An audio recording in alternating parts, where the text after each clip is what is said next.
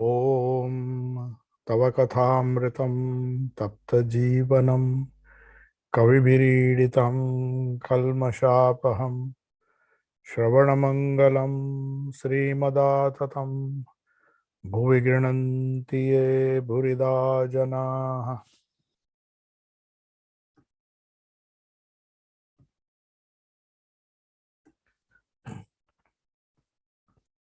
So we were discussing the conversation that took place on 14th December 1883 in Dakshineshwar. A devotee is asking Sri Ramakrishna, Sir, how should a householder lead his life? Now, this question has been asked many times in the gospel. This is one of the most regular questions, including Master Mashai asked this question. And invariably, Sri Ramakrishna gives the same answer, only his examples changes. I mean, the parables he tells or the examples that he gives, they change, but the idea is more or less the same. So that is why once Hriday was a bit upset with Sri Ramakrishna. He was listening, normally did not attend most of these sessions. He was more busy doing other things. Unfortunately, as they say, there is darkness under the lamp. Directly under the lamp, there is darkness.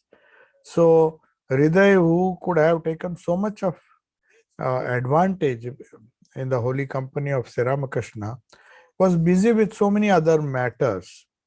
He wanted to be familiar with all the devotees who had a lot of money and all those things.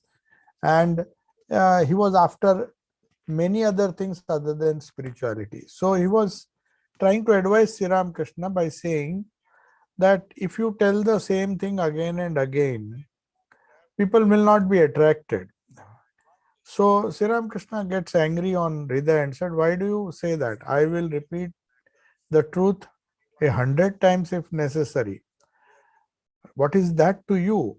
I mean, what he meant was, a truth is a truth, no matter how many times you repeat. So there is a word in Sanskrit known as punaravritti. Punaravritti means repetition. Punaravritti means repeating a truth again and again. Now, what's the benefit of repetition? Once we hear certain things, why do we have to hear it so many times? That is the reason why we hold classes almost every day. Most of the things that we discuss in all these 7 classes from 7 to 8, many times it is repeated. But there is a strange power behind Sri Ramakrishna's words. No matter how many times we listen, every time we get a better understanding, a better conviction. We develop a kind of Shraddha. To develop that Shraddha, we have to resort to Punaravritti. Punaravritti means, Avritti means to repeat, Punaravritti means to repeat again and again. So, explaining the significance of repetition, Holy Mother once said, Japat Siddhi. So, she believed that it is only through repetition, the karma that we have accumulated. We have all come to this life with a lot of karmashaya, as we discussed in the Friday class. While describing what karmashaya is, it means a receptacle which has come with us from several births in the past. It's not that the karmashaya is what we collect in this birth. So since that we have come with a fixed karmashaya, and we have to somehow make allowance for the reactions that we will have because of that karmashaya. So there are 2 ways to exhaust it, as Patanjali said, that we take care that we don't accumulate further karmashaya. That is one thing we have to do. We have already accumulated and we have to sort it out. But what about the things that have already been there? So Patanjali says that this karma which karmashaya means the receptacle of our karma, which contains our samskaras, are formed only if one of the five kleshas are attached to our thoughts. If you just think a thought, or if you maybe do an action without being attached to that, and do it in a disinterested way or an unattached way with anasakti, if we do that, then no further karma is accumulated. In fact, you will succeed in removing the effects of the old karma. That is one way. And one of the ways is repetition of certain good things like japa, or saying the prayers, saying the arti daily. There are so many things which have to be repeated every day. People may ask, what is the fun in repeating the same arti? We all over our centers all over the world, we have this evening arti, the same prayer. Of course, in some centers they sing some bhajans, but the same prayer is repeated over and over again. We have known the meaning once, or is it necessary? But Sri Ramakrishna says, no, it is necessary. The old samskaras have to be somehow nullified, and that can be done only with the repetition of the holy name, or repeated satsanga, or the which of course Sri Ramakrishna suggests now, and plus prevent further accumulation of karma. How to do it? So he says we must live like a mudfish. So now the question being asked is, how should a householder live his life, lead his life? Now obviously you can't tell him to be totally detached, because he cannot. He has he is living in a world where he is responsible for many people, not only his immediate family, but his professional, in his professional life there are clients, there are friend circles, social contacts. The more the contacts and the more the involvement with people, there is a greater chance of accumulating fresh karmashaya. So how to prevent it? Suppose you have to, you cannot, as a householder, suppose one cannot live away, live apart, or in a detached way from people, then how must he live? So Sri Ramakrishna gives a beautiful example. He says we must live, or he must live like a mud fish. Now mud fish is a special kind of fish. Most of the fishes are like mudfish in this particular matter, that when they are in the muddy waters, the mud, or the dirt which is there, it doesn't stick to their body. It is so slippery that it simply does not stick to the skin and the surface. So he says, Sri Ramakrishna gives a simple solution. Since you cannot avoid the mud, by mud here he refers to the bad effects of living in a samsara. Everything about samsara may not be good. There are some certain good things that happen in samsara, but there is an equal measure of evil things that are happening. This world, since it is, according to Swamiji, it's like a dog's curly tail. You can never straighten it out. Some people feel that if a day will come when everybody will be good. That is never going to happen. In all the ages, you will find there is almost an equal mixture of good and evil which surrounds a person, especially in the household. So no matter how much you try to avoid, some kind of mud will cling to you. But if you have the skin of a mudfish, if it is slippery, then the dirt will not cling to you. So how do you live like a mudfish? Mudfish, of course, is naturally slippery. Its skin is slippery. Whereas, what does this slippery skin mean? Slippery skin mean in this context? He says he must develop love for Lord by meditating on Him in a solitary place away from home. Now we come to the same example, or the same advice he gave to M in his second meeting, when M asked him, how should one live in the world? He also mentioned this Nirjan Vas. A solitary place away from home, if one meditates on the Lord in such a place, then it is like you create a layer of uh, impermeability on the skin. So nothing is permeable, everything slips. So no matter how much dirt is there, it simply does not cling to you, which is known as anasakti. Asakti means raga and dvesha. The kleshas have a tendency to, for actions, for objects that we see, everything seems to cling to us. So, as we discussed in our Friday class, it is not the actions or the perceptions that are that we receive from the outside world. No matter how much dirt is there outside, whatever we perceive, if we don't react to it, then we will be behaving like a mudfish. We will be living like a mudfish because we just don't react. Anything that we perceive does not produce a reaction. So 50% of the perceptions, if they are just perceived but in a detached way, they do not create any further karmashaya. But if we have very strong likes and dislikes and fear, these are the three kleshas, then we have a strong ego, and also we have avidya, that is ignorance. So these five kleshas, when they are connected to any action of ours, actions by themselves are not bad. When the action is performed with a strong like, strong dislike, like raga, strong like, a strong dislike, which is dvesha, and with clinging to the body, or some kind of fear, the fear of death, they say.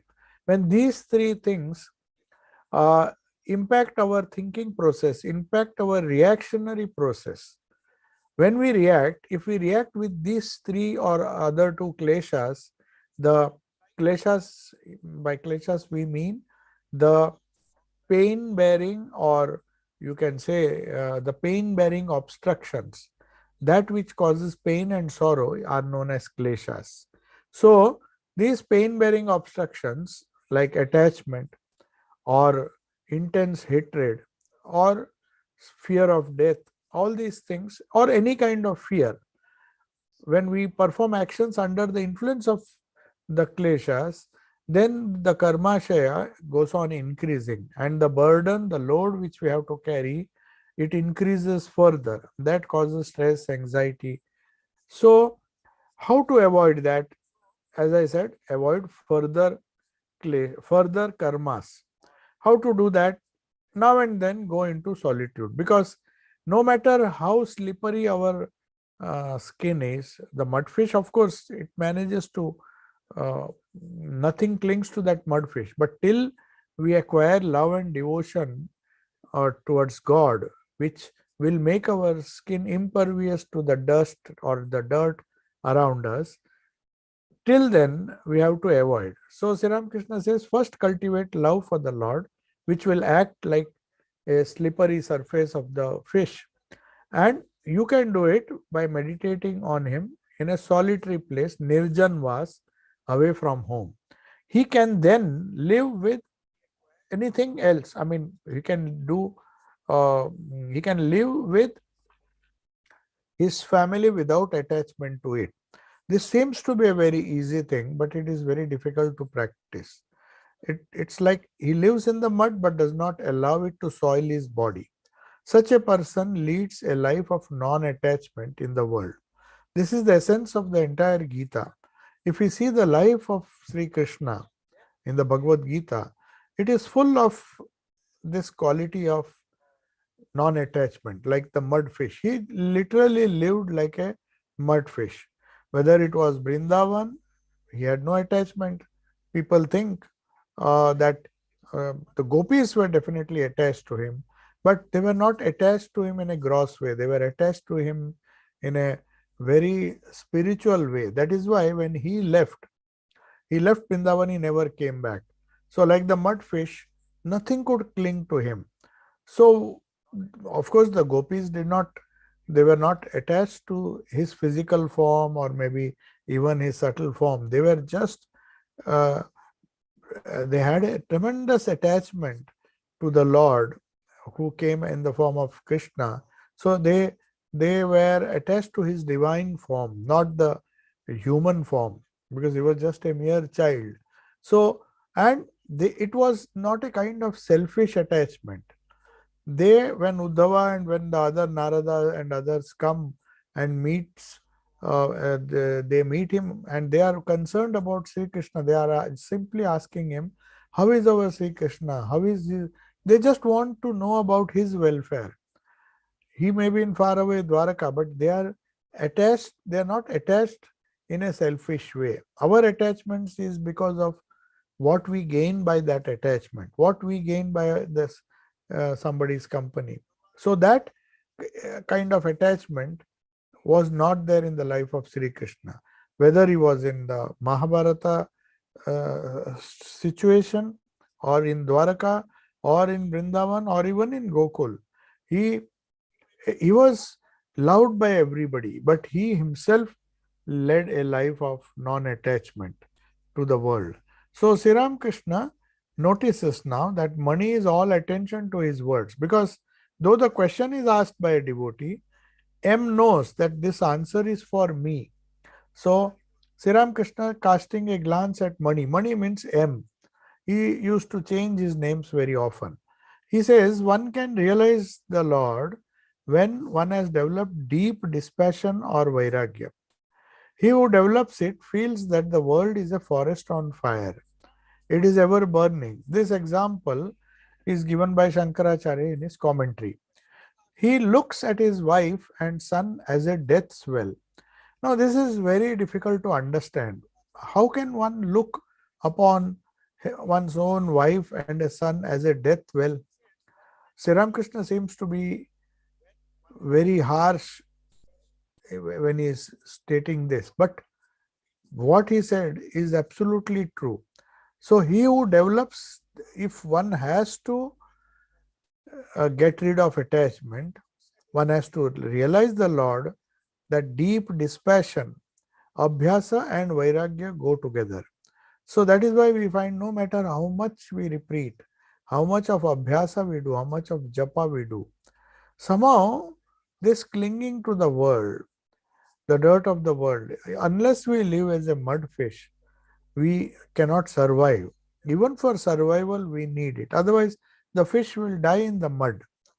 But because it does not cling to its body, it manages to survive. So Sri Ramakrishna is giving an extreme example here. It is very difficult, but he says, the householder, whoever he is, if he feels that he is in a forest which is on fire and it is ever burning. Imagine living in a forest and looking upon his wife and son as a death well. When one has such dispassion, one leaves one's home. Now, this kind of leaving one's home here perhaps means Sri Ramakrishna is hinting at M was in a situation where he really felt that his world is like a forest on fire. That is why he wanted to get away from that house. He stayed in somebody's house for a few days, and then he also wanted to commit suicide because he was disgusted, he was feeling. And Sri Ramakrishna is sympathetic because he knows the amount of tribulation and trials M had to face because of his domestic problems, the joint family in which he was staying, the condition of his wife. There are so many problems. That is why Sri Ramakrishna is specifically hinting at him that he feels and looks at his wife and son as a death well. Today somebody was asking me, M definitely had children, so what happened to them? Why nobody is speaking about it? So we do not, because Sri Ramakrishna knew that you cannot force spirituality on anybody. If one wants to be spiritual, one has to be detached. One has to practice vairagya. But here, Sri Ramakrishna makes it appear a bit difficult, but it is not so difficult. He says, when one has such dispassion, one leaves one's home. Either he goes into solitude for a few days. That is why Sri Ramakrishna said, now and then you just come. Just live in solitude for a few days. If not 3 days, at least one day. And now and then M used to find some excuse or the other, leave his college, leave his workplace, and just come to hear the wonderful words of Sri Ramakrishna. He says, living with non-attachment alone is not enough. You see, still he goes a step further. He said, okay, you live in with the mud like a mud fish, but still living with non-attachment by itself may not be enough. Lust and greed constitute Maya or illusion. So if you recognize Maya, it will take flight, ashamed of itself. So just by non-attachment, which is a negative vairagya or non-attachment is a negative approach. But the same thing has to be done in a positive way. How to do it? He says, recognize Maya. Once you recognize it, Maya will be ashamed of itself and Maya will leave you. A person covered himself with a tiger skin to frighten others. Sri Ramakrishna is giving another example here. He whom he was trying to frighten said, oh, I have recognized who you are. You are our Hari. The man in the tiger skin laughed and went away to frighten somebody else. So that is why through discrimination, when we recognize Maya, Maya ceases to have a hold upon us. Now Sri Ramakrishna further, he is telling this not to any monastic but to Mani. He is casting a glance at him and is telling him. And he says, all women are forms of Shakti, divine energy. It is the Adya Shakti, primeval power, that has become woman and appears to us in the form of women. The Adhyatma Ramayana, it is another a spiritual version of the Ramayana. Ramayana is an epic and it is more of a psychological text. But the deeper implications of the teachings of the Ramayana and the incidents of the Ramayana have been explained in this beautiful book, Adhyatma Ramayana. And Sri Ramakrishna was very fond of this book. He used to keep a copy and now and then ask somebody to read from it. So somebody has read it out to Sri Ramakrishna. So he says, Adhyatma Ramayana says, Narada and other saints sang praises of Rama, saying, O Rama, you are the forms of all men and all forms of women are manifestations of Sita. You are Indra, Sita is Indrani. You are Shiva, Sita is Shivani. You are an aspect of man and Sita of woman. What more can I say? Where there is a male, you are that, and where there is a female, it is Sita. So this is the spiritual interpretation of the Ramayana. So in Ramayana, when you refer to Rama, it represents the male principle. Sita represents the Shakti principle. So if we recognize all women as Shakti, as parts of that Adya Shakti, that is what Sri Ramakrishna's mission was. He did not advocate a path where you avoid man or woman, a woman avoiding a man, man avoiding a woman. If you recognize that that Maya is nothing but Adya Shakti, the primordial creative power, that is how our Sankhya, our Vedanta, everybody tells that in the Atman, in Purusha, in Brahman there is no gender. But the moment Shakti starts creating, the male and female principle appear. They appear in Prakriti. Though there is no such thing, in the background there is no gender, it is totally formless and pure Satchidananda. But when you come across women, you have to think that they are forms of the Shakti, because the creative power of the universe is always considered to be feminine. So that's why Prakriti is feminine, Shakti is feminine, and Shiva or the Purusha, it's always considered to be a masculine principle. So the Ramayana, the significance of Ramayana according to Adhyatma Ramayana is that if you consider all male aspects as Rama and all the female aspects as Sita, or all male aspects as Shiva and all the female aspects as Shivani, Shivani means Parvati, or the Divine Mother. So also, when we come to the Sri Ramakrishna incarnation, Sri Ramakrishna and Sri Ma Sharda Devi are the obverse and reverse of the same coin. They cannot be separate. In fact, the bija in our mantra represents the Shakti principle, and Om represents the Purusha, or the Brahman, the principle that is of the nature of consciousness.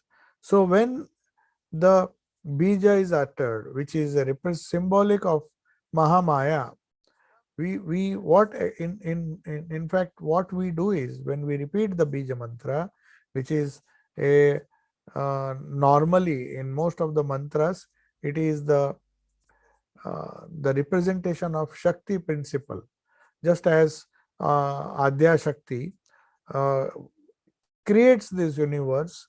Though Adya Shakti in the beginning, when she is united with the with Brahman, she is not creating, nor preserving, not destroying. That those aspects are potential. So it is known as Parama Prakriti. When you consider Prakriti not in its creative aspect, then she is Parama Prakriti. She is in union with the Purusha. There's absolutely no difference. But when the creation starts, the Prakriti, through her three gunas, through her Maya, in Vedanta it is known as Maya, in Sankhya it is known as gunas, the play of the gunas. It results in a changing universe which is full of sorrow. So the goal of all our bija mantras is to remove that sorrow. Because of the creative nature, when Parama Prakriti becomes the lower Prakriti, the Prakriti as we see it, and when we get entangled in it, the gunas cause sorrow. That is why we have to become Trigunatita. Trigunatita means go beyond the three gunas. How do we go beyond the three gunas? The bija mantra which we utter when we do the mantra sadhana or nam japa, when we do, it not only helps us through the avidya maya to get rid of avidya maya by the power of the vidya maya, which is inherent in the bija. That is the main purpose of repeating this name, and the main purpose of discrimination, the main purpose of karma yoga, the main purpose of Raj Yoga or Jnana Yoga. Everything, every time uh, we have to have some kind of abhyasa, repeated practice, and at the same time some kind of detachment. So here Sri Ramakrishna is saying it is not enough to just have detachment. There are people who have vairagya, but they do not know what to do. They just do vairagya, or just they are non-attached. Just as Swami Vivekananda says, a wall is not attached. A cow is not attached, but it remains a cow. It does not become a saint. That kind of non-attachment, a passive non-attachment, is not what scriptures tell us to do. Unless abhyasa, vairagya is complemented by abhyasa. When both come together, you become really, you realize your spiritual core which is within. That is what Sri Ramakrishna is telling Mani here. Okay, it is first you have to develop some kind of vairagya, like the mud fish. You have to detach yourself, make yourself so slippery that none of the Maya sticks to you. But even after doing that, that is not enough. You have to recognize that, not just avoid Maya or avoid practice Vairagya, but through Abhyasa, constantly tell your mind that this is an aspect of Maya, this is the avidya aspect of Maya, and this is the vidya aspect of Maya. Sri Ramakrishna very clearly said that it is through vidya Maya that we get rid of the avidya Maya. The ignorant, that which causes ignorance, is also in Prakriti, and that which helps us to remove the ignorance is also in Prakriti. So that is why to go beyond Prakriti, to go beyond suffering, to go beyond bondage, Sri Ramakrishna says you take up one thorn, remove the thorn that has got stuck and causing you pain, but after having removed it, don't retain it, throw away the other thorn. So Maya is there, but it has two forms, the Vidya Maya and the Avidya Maya. The moment you recognize that, you take hold of Vidya Maya and catch hold of Vidya Maya, and with her help, through her grace, through the grace of the Vidya Maya of the Divine Mother, we can counter the Avidya Maya, which also has the Divine Mother as the source. Shakti is the source of everything, good and bad. So that is the idea behind the worship of Shakti. So Sri Krishna now says, he discusses what we discussed in our Friday class. What is the connection between renunciation and prarabdha? There are three types of karma: agama karma, agama, prarabdha, and sanchita. We'll see what the three different types of karmas are. Now, Sri Krishna is discussing the connection between vairagya, renunciation, and our prarabdha karma. Prarabdha means that karma, our karmashaya is like a receptacle full of seeds. Now, when we plant those seeds in the soil, the moment it gets some water and some nourishment, it starts sprouting. That which has started sprouting is known as prarabdha. The dry seeds, which have not yet started sprouting because the right environment is not there, they are known as sanchita karma. Sanchita means they are still there. The seeds are still there, they are still capable of sprouting, but because you have somehow not supplied the water or the nourishment, the seeds are not sprouting. But once it sprouts, they are known as prarabdha karma. So one has to consider the prarabdha and the samskaras, that is the tendencies of the past life. The samskaras are tendencies which can be compared as sanchita karma. They are there, they are the tendencies, but they have the potential to create our prarabdha. A yogi, Sri Ramakrishna gives a beautiful example. He says, yogi said to a king, please come and sit with me and meditate on Bhagwan, meditate on the Lord. The king said, Master, I will not be able to do so for long. I still have some desire for sense enjoyments. If I stay in this forest, I might even create a kingdom here. I still have a desire for sense enjoyments. So, by merely changing the place, by merely practicing detachment, that's why he's saying one of the first steps is going to a nirjan vas. But he says, my desires are so intense that if I come listening to you, is telling his guru, is telling that yogi that, see, Bhagwan, I am not able to, I cannot meditate on Bhagwan or the Lord for long because I have so many desires, prarabdha, the karma which is sprouting, that even if I come here, I will think of my kingdom and create a kingdom here. So the samskaras of ruling, of power, of wealth, they are so strong that even if I come to the forest, I will think of ways and means to create another kingdom here. And that is because he says, I have the desire for sense enjoyments. So when he was a boy, then Sri Ramakrishna is giving another example of a person whom he had known. When he was a young boy, Natabar Panja, that was the name of the person, used to graze cattle in this garden. But he had a great desire for sense enjoyments. That is why he established a castor mill and is earning a lot of money from it. He does a lot of trading in castor oil in Alam Bazar. So he had when he was young, he was a simple boy grazing cattle and was satisfied with his needs were fulfilled. But he says he was a greedy person, he has a great desire. So somehow with the money he accumulated, he established a castor mill and extracted oil from it and made money. So Sri Krishna says then, according to one sect, spiritual disciplines must be practiced in the company of women. He is talking of the Karta Bhaja sect. It is Swami Vivekananda did not like this because he says often, very often, it will lead to degradation. But you see, India, all the experiments have been made. So he says, according to this sect, the spiritual disciplines must be practiced in the company of women. I was taken to a group of women by people of the Karta Bhaja sect. All the women came and sat near me. When I addressed them as mother, they said to each other, "Oh, he's only a beginner. He does not know the ghat, means he does not know the way." And in their sect, he who is unripe is just a beginner.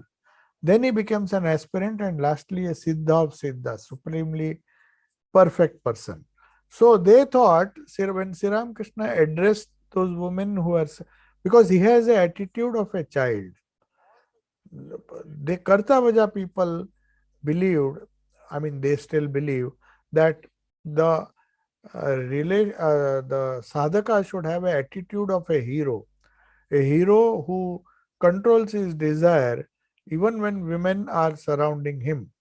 But because Sri Ramakrishna just addressed them as mother, they misunderstood him and said he's just a beginner. He doesn't have any experience, because they thought their way was the best. So a woman approached Vaishnavacharan. So Sri Ramakrishna is continuing in trying to explain, you see how people of different sects have different attitude towards the world, towards the nature of Maya and how to handle Maya. So a woman approached Vaishnavacharan, who was a great saint, and sat near him. When asked, Vaishnavacharan said, "She has the attitude of a child." So one easily experiences downfall by thinking of a woman as one's wife. Taking her as the mother is a pure attitude. So Sri Ramakrishna came to popularize the Matri Bhav, or also it is known as Santan Bhav. Santan means child. So that can be Vatsalya Bhav. It is the relationship Yashoda had with child Krishna. She considered God, because she knew Sri Krishna was divine, but she always wanted to take the position of a mother with respect to. That is known as Santan Bhav or Vatsalya Bhav. But there is another bhava which is, according to Sri Ramakrishna, is much more purer than this, is the attitude of a child towards the mother. That is the purest amongst all human relationships. So he used to say, according to the Karta Bhaja sect, if one approaches women or Shakti with that attitude, not with the attitude of the Divine Mother, then one can face danger. But he says one easily experiences a downfall by thinking of a woman as one's wife. Taking her as a mother is a pure attitude. Then so the devotees from Jhasa Ripade rise saying, "We take our leave, we will see and pay homage to Mother Kali and the gods." So these devotees had come. So M has noted down that these devotees, when they heard the different attitudes a sadhaka must have, or sadhakas do have, while approaching God, there are so many ways and means. Especially in Hindu religion, you will find that every relationship between two people or a relationship between human being has been explored. The relationship with God, we begin the relationship through a human relationship. For example, Sri Ramakrishna said, "I do not know anything. I know that my God or the Divine Mother is my mother and I am her child. I just know that I am not bothered about anything else." So this kind of bhava, either Santana bhava, the relationship of a mother towards the child, or the Sakha bhava, the relationship between two friends, it can be like Krishna and Arjuna. So all these different human relations which we find in society, Hindu religion has used it to ennoble those relations and take it to a higher spiritual level, not at a gross level, not at a biological level, but as we progress in spiritual life, the concept of Divine Mother changes, the concept of Maya changes, and the better or the higher the attitude, the quicker the progress. So then Sri Ramakrishna now discusses the idea of idol worship and yearning and God realization. What role Vyakulta, Vyakulta means yearning for God. What role it plays, which is the essential quality. In fact, spiritual practice is not something which we do in a very mechanical way. Sri Ramakrishna used to say, unless that Vyakulta is there, unless that yearning to do and achieve something is there, spiritual progress cannot be made. So money means M, is strolling alone in the Panchavati and other areas of the Kali temple. Thakur has said, by practicing a little spiritual discipline, one can realize God. Is Mani thinking about that? And he's also thinking what Sri Ramakrishna has told about deep dispassion. He was perhaps horrified when he heard that you have to consider your wife and the children as the death well, a well in which you'll drown if you uh, have any relationship. So he was just thinking, what did Sri Ramakrishna mean when he told me all these things? And that Maya takes to its wings when she is recognized. All Sri Ramakrishna meant was there's no harm. Householders can live as a mudfish lives in the mud, but it has to create a layer of just as the mud does not cling, the love of God, repetition of the name of the Lord, which is abhyasa, and also vairagya, dispassion for the word, this help a sadhaka to live like a mudfish in the world. So M is now trying to recapitulate and think, what was he hinting at? That Maya will take to its wings when she is recognized. So how do I do that? How do I take the help of Vidya Maya to remove the Avidya Maya? So it is about 3:30 in the afternoon. Mani is again sitting in Sri Ramakrishna's room. A teacher from the Broughton Institute has brought some students to visit Sri Ramakrishna. Thakur is talking with them. The teacher asks a question now and then. The topic of the uh, conversation is idol worship. So most of the schools and the younger generation, they were told by many of the reform movements that idol worship has to be stopped if Hinduism has to make progress. So that erroneous uh, idea was so prevalent that even Swami Vivekananda, when he first came, he was following the Brahmo ideology when he came.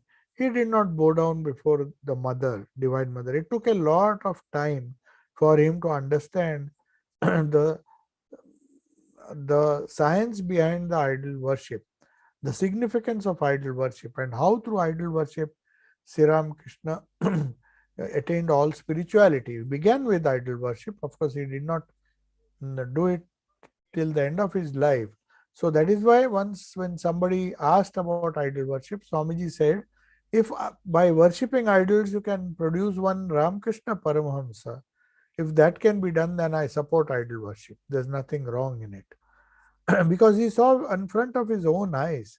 It's not the idol worship, the worshipping of the idols that harm a person. It is the attitude with which you do, the yearning that you have for that image or the idol, whom you consider to be the manifestation of the Satchidananda Brahman. If with that right knowledge, with the right devotion, with the right yearning, if idols are worshipped, then you can make spiritual progress. So Sri Ramakrishna is now telling the teacher who has come with a lot of students who are perhaps very keen to know what is Sri Ramakrishna's idea about Murti Puja or idol worship. Sri Ramakrishna immediately says, what is wrong with idol worship? The Vedanta holds that whatever there are, they are existence, knowledge or light, consciousness and love, or Ananda. Love means Ananda, the highest joy, highest bliss. God manifests. That is, that whatever exists in this world, God manifests these three things. It is Sat, it is of the nature of Sat or existence. The Chit or light, or it's not physical light, but it is the light that illuminates our mind. And love, that is joy, the joy within, the bliss within. Thus, there is nothing but God in all the objects we see. A day has to come when even in the image we see this existence, knowledge and bliss. They are the representative expectation of Satchidananda. Then he says, just see, and the example he gives is so powerful. An example which he has taken from the day-to-day life. He says, just see how long little girls play with their dolls, but they do it only till they get married and live with their husbands. In those days, young girls were also married, and it was not very uncommon to see young girls playing with dolls, even just a few days before marriage. So, Sri Ramakrishna is giving this example. He said, see, they were playing with dolls, and suddenly they have to put away all the dolls and other toys in a wicker basket as soon as they are married. So, when you progress in spiritual life, Sri Ramakrishna is saying, then you no longer play with these idols or worship the idol. But before that, just as the girls got joy and um, really played with these dolls and thinking of them as their own. So, till you attain God or till you attain spirituality, you can worship these idols. So, he looks at money and says, one attains God. When does one attain God? Whether he worships a idol or an image or a Ishta or a non-dual form, he says one attains God only when one develops intense love for him. Even the jnana is considered to be an intense love for truth. To know the truth, to know the Brahman, to know Brahman, that will not come, that intensity, that yearning will not come unless you love that ideal. Whether you love a formless God or an image or a God with form, love is the common factor. It is, if you love jnana, you love identifying yourself with Brahman, if that deep feeling is there, that emotional attachment or maybe that intense attachment or liking for the supreme, trying to realize the supreme formless Brahman or an image or a God with form, for everything yearning is necessary. When one has great yearning, the whole mind goes to him. That is another wonderful secret. What you consider, what you seek, earnestly seek. If a man earnestly seeks wealth, he will go after wealth. It is very natural, whatever you earnestly seek. If you know that spirituality is more real and more sustaining and more joyful, then one has to have that yearning. If that yearning is there, the whole mind goes to him. That is the psychology. Your mind goes wherever your yearning is, where your attachment is. If you are attached to God, your mind will go to God. If you are attached to something else, the mind will simply take the shape of the will or desire, or the different samskaras, they sprout and they give rise to desire, and our reaction to that is what determines our karma. And our mind also goes after him. Whatever we do with our full mind, full heart, that is why Jesus said, love thy God with all thy heart, with all thy mind, with all thy soul. So, using all the faculties that we have, with our emotions, with our thoughts, with all our mind, focusing only on one thing, the presence of the Lord everywhere. So, when one has great yearning, Sri Ramakrishna says, our mind spontaneously goes to him. Sri Ramakrishna is to give another example. Suppose a thief knows that inside the room is a very big treasure, then will he not always yearn to just somehow open the lock and steal it? So, because he's convinced that there is a great treasure here and I should lay my hands upon it. So, but what are the qualities you see in a sadhaka when he approaches God realization? Childlike faith and God realization, the relationship between the two. Govinda, the husband, and the boy Jatila. So, a few examples Sri Ramakrishna is giving to explain what faith is, what faith can do, and how it leads to God realization. He says there was a girl who became a widow at a very early age. She had never seen her husband's face. That is what many times happens. These are all arranged marriages, and unfortunately, if the husband who is much older sometimes than the girl, the, he dies, then she becomes a widow. She can't remarry. I mean, remarriage was not allowed in those days. So if she has never seen her husband's face, even though she was perhaps about, because when she was small, she would not be staying with her husband, but when she grows, she would be sent. But the marriage used to take place when she had very little understanding. Seeing the husbands of other girls, she asked her father one day, "Father, where is my husband?" Then her father replied, "Govinda is your husband." I mean, he didn't know because she was very young when the husband died. Now, that young widow, he did not want to disturb her mind. So he says, "Yeah, why your husband is Govinda?" Govinda means the Lord himself, Krishna himself. Then that young girl believed, said, "If you call him, you will see him." Hearing this, the girl went into her room and cried, shutting the door. And she began to cry and call out, "Oh Govinda, please come. Let me see you. Why don't you come?" Hearing the cries of the little girl, Bhagwan could not hold himself back. He appeared before the girl. So, Sri Ramakrishna is showing such a childlike faith is needed. She simply believed. She was not aware what widowhood is. She was just married off at a very young age. But like a child, she just listened. Her father did not want to tell the truth to her what had happened. It may give her a big shock. So he said, "Why? Your husband is Govinda. He is the Lord." And she took it so seriously. And if we have that kind of childlike faith in the words of our Guru, in the mantra that he gives, and approach the Lord with that childlike faith, then we realize uh, we have the vision of the mother, such as the yearning. A childlike faith is needed, such as the yearning of a child to see its mother. Such longing heralds the dawn. It is followed by sunrise. One sees the Lord after such intense longing.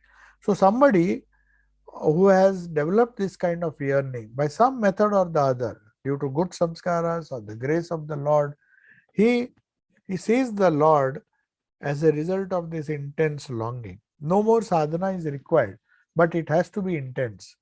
Now, there is a small story. I'll just finish discussing that and then we'll close. Listen to the story of boy Jatila. To get to school, he had to go on horseback through a forest. On the way, he would feel frightened. A small child, he did not have a father, so mother, of course, obviously had a lot of work to do. So she would just send him on a horse back, pass through the forest. When he told his mother about it, but he would feel frightened alone in the jungle. So his mother, just to console him, said, "Why should you fear? You should call out Madhusudana." Madhusudana is the name of boy Krishna. The boy asked, "Who is Madhusudana?" The mother replied, "Madhusudana is your elder brother." She didn't say that he was Krishna. "He is your elder brother. Just call him and he'll come and accompany you." After that, when he felt afraid going through the forest alone, he cried out, "Brother Madhusudana, where are you? I am feeling afraid." And there was no reply. But he again and again called him, "Where are you, brother Madhusudana? Please come, I am so afraid." But when he, with lot of yearning, when he became desperate, wanted to see him desperately, and also he had childlike faith in his mother's words, then the Bhagwan had to come. And then he said, "Well, why do you fear? I am here." And then he used to daily accompany him. That is how the story of Jatila goes. Then, and he accompanied the boy to the passage leading to the school and took him very near the school and then dropped him and came. And then he said, "Don't worry, I'll come whenever you call me. Just don't be afraid." So, Sri Ramakrishna says, if one has childlike faith, this Shraddha, such yearning to uh, get rid of fear by accepting not the Lord as he was just thinking he's an elder brother, but he had so much Shraddha and faith in his mother that even a casual statement, or maybe she knew that this is the only way I can console him, because otherwise who will go to drop him? So this is example of Jatila, and then finally gives one more example, but we will discuss it next time. It's a very long story. the small child offering some food. The father says, I am going out for a few days. You offer bhoga to Sri Krishna, the Ishta. And he thought that Bhagavan will really eat the prasad. He was so simple, so childlike. And he was crying that he said, my father will scold me. He asked me to feed you and you are not eating. So, seeing that, Sri Krishna himself came, the Lord himself came and ate the food, really ate the food. And when his father came, he asked him, where is the prasad? He said, the Lord has eaten. Because of his childlike innocence and faith and sincerity, the Lord had really eaten the food. But uh, the father would not believe. He said, every time we offer, we just offer and then take it as prasad. Nothing apparently is in a gross way. No prasad is ever taken. He said, don't fool me. You must have eaten it yourself. So this story also shows that how childlike faith can lead to realization. So we will see if there are some question answers and some questions which we can answer. So I have kept the chat box open. If there are questions, you can ask.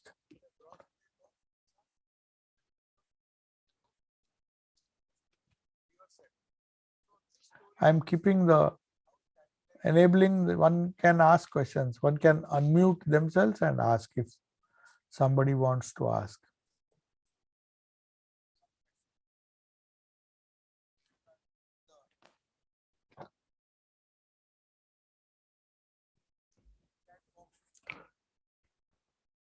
So today,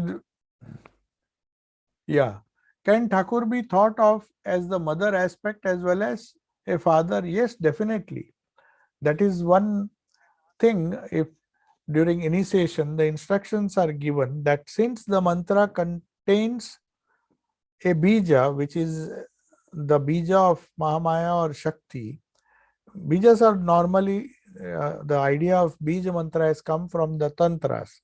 So tantras believe in the wonderful power which is inherent in the bija, the power of Vidya Maya. Though it is a bija of Maya, so the bija is always.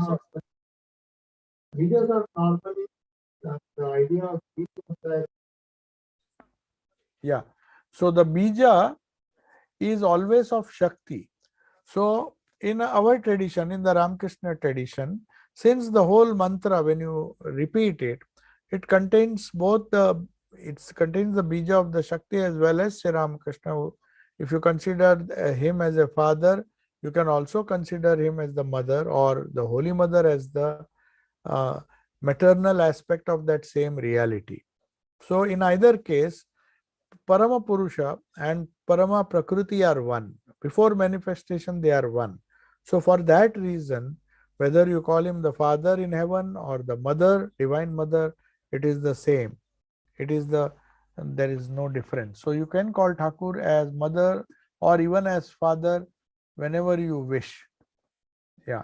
There's one more question. How does one develop a childlike attitude? Now, this is a very interesting question. See, one has to understand the difference between childlike and childish. Childishness is not good. Childishness is some kind of foolishness. Through ignorance, we behave in a very childish way. Childlikeness comes out of faith, out of Shraddha. How will Shraddha come? That is the question. Now, a wonderful example of childlike nature is when you meditate on the Lord, you have to displace your ego from the heart.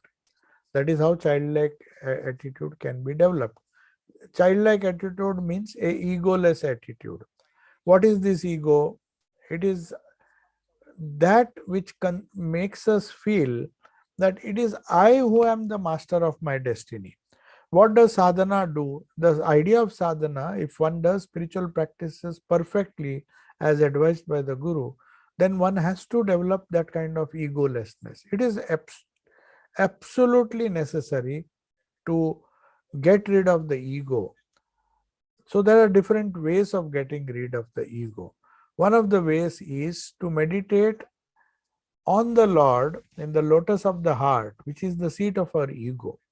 Whenever you say I, whenever the feeling of I comes, you don't say I by touching your head. You always say I pointing to the heart. When say I promise you. When you, it's very spontaneously right from childhood. A child does not have to be taught. When he wants to tell something, I want this, the hand automatically goes towards the heart. So it is the center of the heart, which is the seat of the ego. So that is why when we meditate on the Ishta as seated on a lotus, and he takes the place of our ego. And our ego we surrender by uttering the word Namaha. At the end of the mantra, when we say Namaha, means Lord, you are the one whom I am worshipping.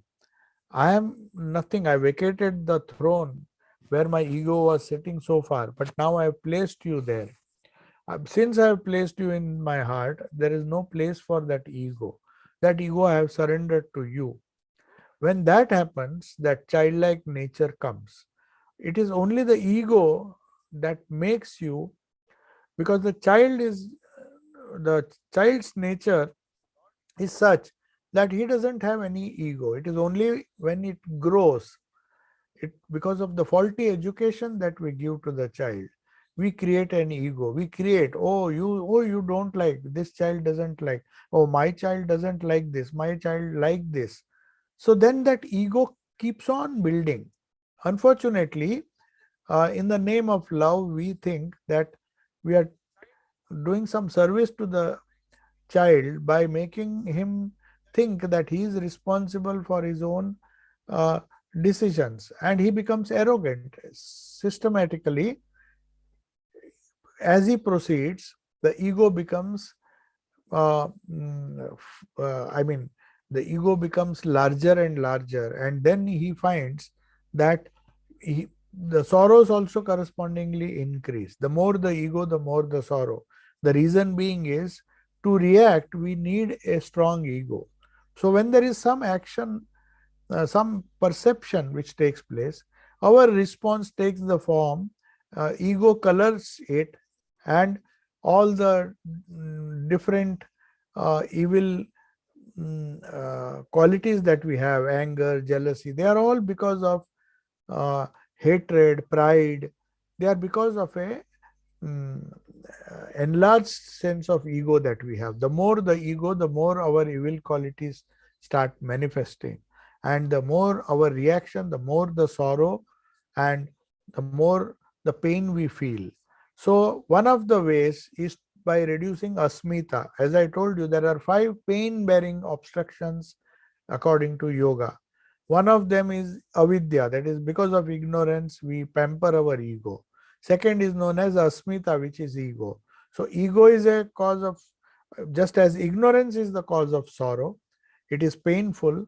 So, also another klesha is asmita, the ego.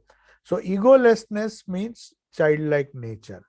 And then the other 3 strong likes, strong dislikes, raga, dvesha, and fear of clinging to life. If slowly the 3 kleshas, it is the ego which is the first manifestation of the sorrow that we feel in our hearts. If the stronger the ego, the more sorrowful we are.